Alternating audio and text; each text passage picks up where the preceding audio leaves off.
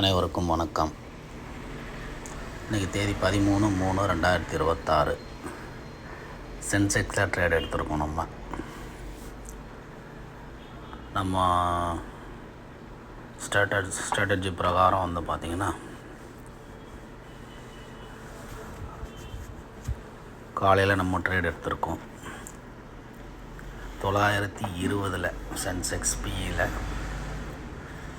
75-100 பிஇயில் பார்த்திங்கன்னா 940 ஒரு lot by பண்ணோம்.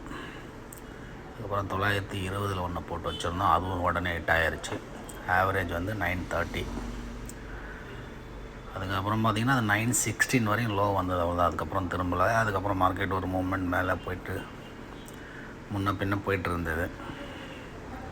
நீங்கள் பார்த்துட்ருப்பீங்க. இப்போ 930, 31, 34, 36, 40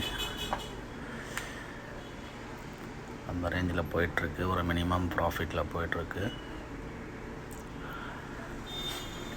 ஆக்சுவலாக நம்ம இன்றைக்கி நிறைய டார்கெட் நம்ம வைக்கல. ஆக்சுவலாக இதனோட டார்கெட் பார்த்திங்கன்னா 1025 இது டார்கெட் போகணும்.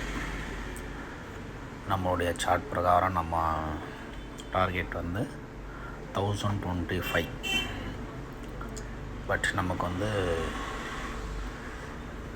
மினிமம் ப்ராஃபிட் வந்தால் போதுங்கிற கான்செப்டில் நான் இந்த 975 வச்சுருக்கேன். ஏன்னா மார்க்கெட் சுச்சுவேஷன் சரியில்லை.